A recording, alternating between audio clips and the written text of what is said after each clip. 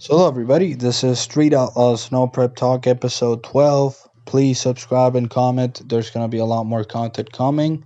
Now the topic of today's video is, why are there minimum weights on No Prep Kings?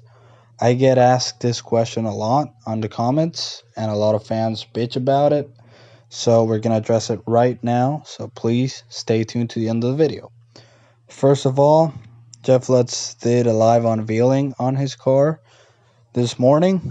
It's a beautiful 2006 Pontiac GTO. So we finally got to see it.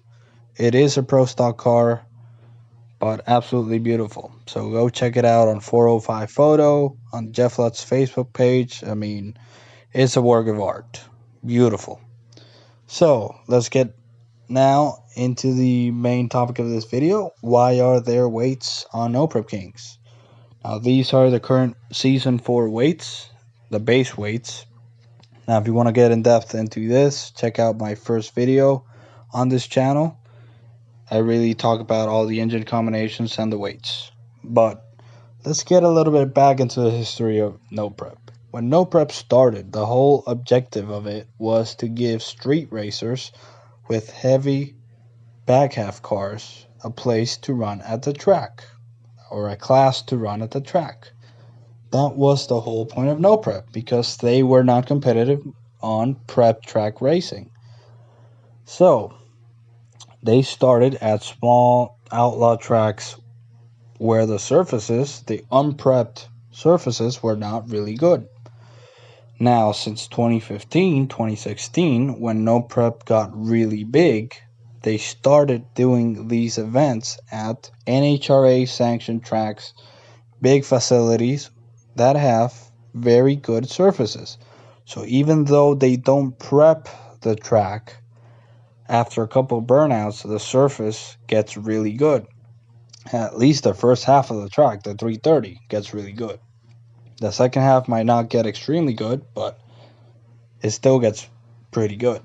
This is South Georgia Motorsports Park, which is going to be the first race of Season 4 of No Prep Kings.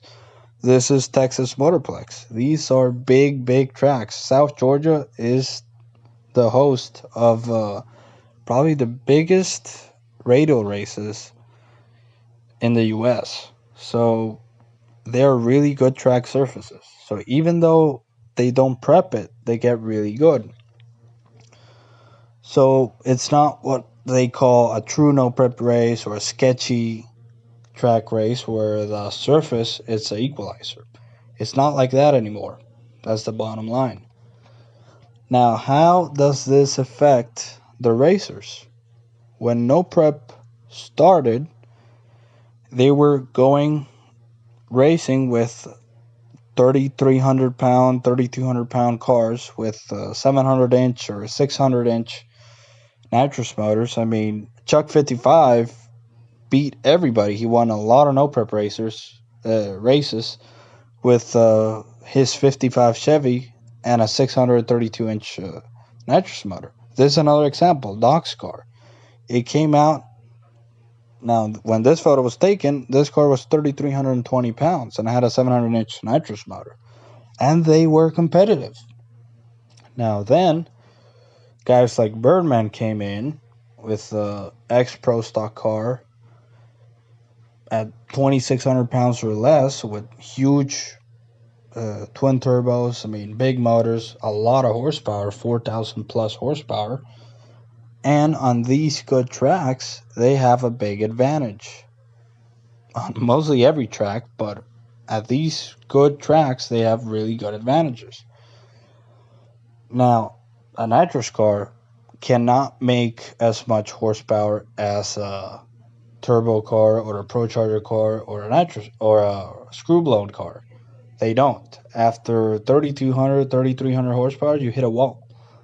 There's so much nitrous you can put to these motors before they burn a piston.